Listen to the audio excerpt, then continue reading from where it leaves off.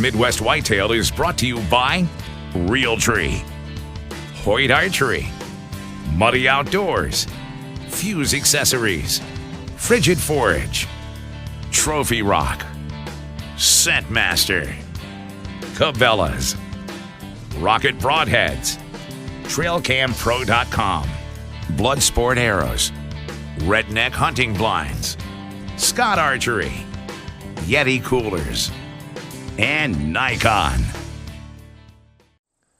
Welcome to Midwest Whitetail. I'm starting today's episode up in a tree stand because I'm going to talk a little bit about the preseason, the final preseason prep tips. And I've got a bunch of other stuff too I want to cover in today's episode. I want to pull those cards from the cameras. I moved them all from where they were last week, so I'm going to do that in today's episode. I'm also going to profile some of the equipment that I'll be using this fall. So with that in mind, I'm going to start out first talking about some of the last minute shooting tips and some of the keys to being accurate from a tree stand. It's a little bit different from shooting on the ground. You know, level shooting, the arrow is affected by gravity differently than it is when you're shooting out of a tree stand. On the level, the arrow arches up, crosses your line of sight, and then drops back down to your line of sight again. When you're shooting from a tree stand, because gravity is at a different angle to the flight of the arrow, now the arrow doesn't drop down quite as much. It doesn't come back as far. When it arches above the line of sight, it tends to stay above the line of sight further because gravity is not pulling at a 90-degree angle to the arrow. So generally, people tend to shoot high for that reason. And it gets a little bit more exaggerated when you're shooting a slower arrow or if you anchor high.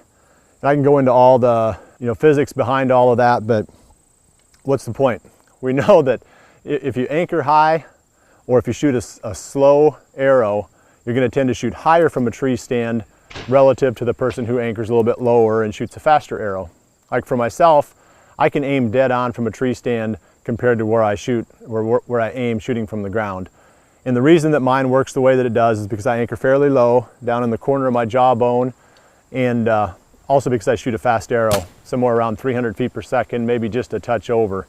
So those two things really contribute to eliminating some of this shooting high that you get from shooting out of a tree.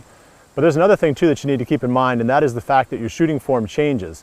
When you're on the ground, obviously you've got this simple alignment of 90-degree angles. Your bow arm, your upper body, you've got your release arm straight away from the target. All those things are easy to maintain because it's something that you're comfortable doing. You've done it thousands of times, hopefully. But when you get up in the tree, the tendency is to forget some of that stuff. So just keep it real simple. When you're up in a tree, you want to maintain those same angles. The bow arm to your upper body, 90-degree angle. You want your release arm at that same 90-degree angle, right in line with the arrow. That way when you're shooting from the tree, you don't really change anything except the angle of your hips. So I'm going to take a few shots here, just focusing on maintaining that 90-degree angle between my upper body, my bow arm, and my release arm. But what I want to talk about now is the importance of keeping your bow arm steady. And there are only a few fundamentals of shooting a bow that if you really focus on those things, that you can fix other problems in your shooting technique. And keeping your bow arm pointed at the target, at the spot you're trying to hit until the arrow hits it, that's going to make a big difference in smoothing out some of the other problems you might have. And the biggest problem you see is a lot of guys will drop their bow arm. And it's just a bad habit, and it creates a lot of inconsistency. So keeping that bow arm pointed, focused, right at the spot you're trying to hit, keep aiming until the arrow hits. Okay, as long as I'm up here, I want to talk about tree stand safety real quick, because that is the most important thing. Shooting a deer is way secondary to making it home safe each day. And one of the things that we're doing, that the whole pro staff really hopefully is doing more and more now, and I require it for all the people that hunt on my property or people that work for me directly, we use these safe lines. And obviously we're using the muddy harnesses, but the safe line goes on the tree when you put the stand up. So basically we're using the lineman's rope to stay attached to the tree while we're climbing, placing the tree stand. We hang the safe line, and then from then on we never leave the ground without being attached to this rope.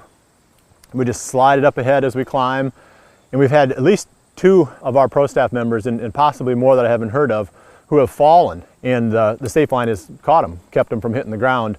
So that's two really, really serious accidents that we've averted using the safe lines. So that's my big push.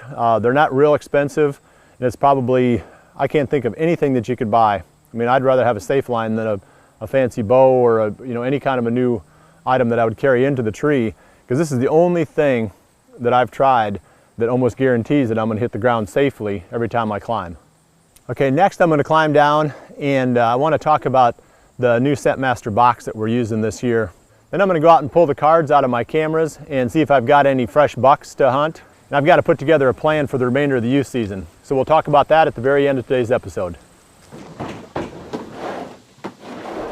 Next I want to talk about the Sept Master box. And there's a lot of features and benefits and so forth about this product. And I'm not going to dive into a whole bunch of it here because I don't want it to sound like some kind of an infomercial. You can go to the septmasterbox.com website and you can get a lot more information there.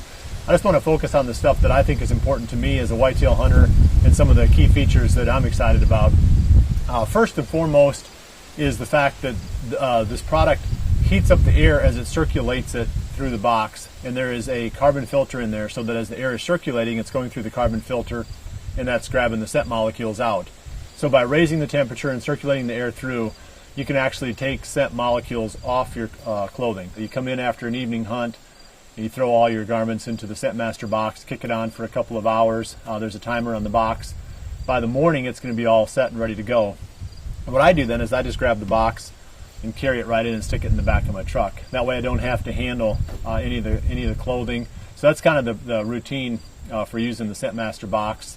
And another reason why I believe it's important is we all do sweat while we're hunting, so having a way to get all that moisture out while at the same time removing at least some of the odors from the garment, that's definitely beneficial to us as deer hunters. So in a nutshell, that's the things that I find most exciting about the Sept Master box. And if you want to learn more about it or to actually purchase one of these items, you can go to septmasterbox.com.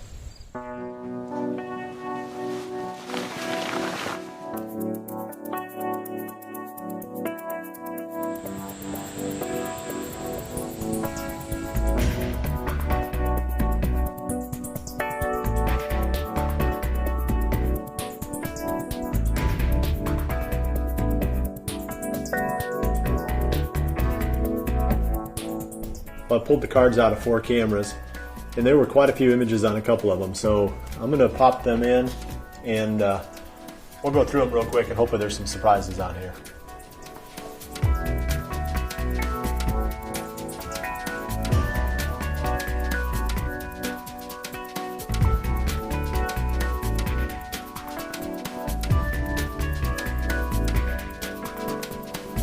There he is.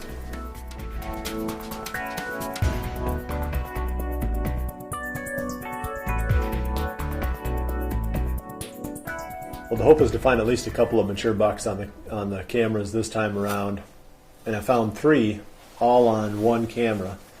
It's a spot that we call Bucky Field. One of them is the deer that we can go all the way back to 2010 with. Jared Mills and I were hunting back in there, and this buck came out. He was already a fairly mature deer, either 3 or 4 years old, so that would make him either 6 or 7 years old now. Definitely a deer that we need to target. It'd be a great deer for really almost anybody hunting here to kill. And with the youth season coming up now, or continuing through the next 2 weekends, it's a buck that we'll be targeting with Jordan and Andrew as well. There was 2 other bucks that were with him on these camera photos, and there are also 2 deer that we filmed back on this ridge during the summer. So we've got 3 mature bucks on this one ridge. None of them are high-scoring deer, but they all have that age element that makes them trophies in our book. Definitely bucks that we need to be targeting and trying to hunt for sure. So those were the main bucks that we found on the card pull this time. Got another picture, several pictures of that nice 10-pointer with the short drop tine on his one beam. So I still have a lot of work to do. I'm going to keep running cameras here, and if I have to move them a few more times, I definitely can. We've got time, and the whole process really just is evolving now. I don't get too carried away until I start getting into about the middle of October. Then I feel like I have to definitely start putting a plan together. Unless I've got a nice buck that I want to hunt on a daylight pattern, I usually don't start hunting mornings and evenings until about the 25th of October. So that's my target start date. But I'm still not going to rule out the possibility of hunting some public land this season too. And that might be a lot of fun, a good challenge, and something I think I'd enjoy doing. I'm going to keep after it here if I can find something big or a couple more mature bucks to go after. So at least now I've got a plan for Drew and Jordan's youth season hunting. So we'll roll right into that next.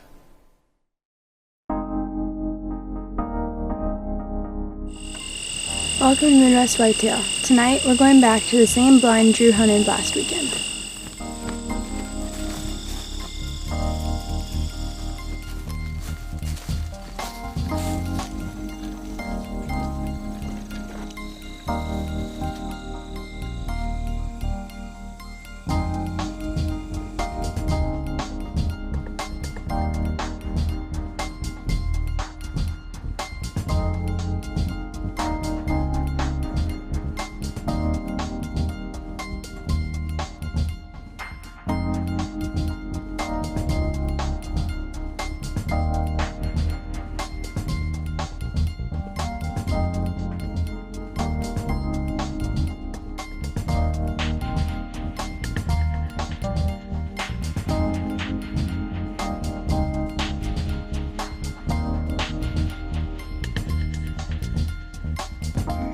Well, there wasn't much moving tonight. We saw a couple small fawns, but nothing worth shooting.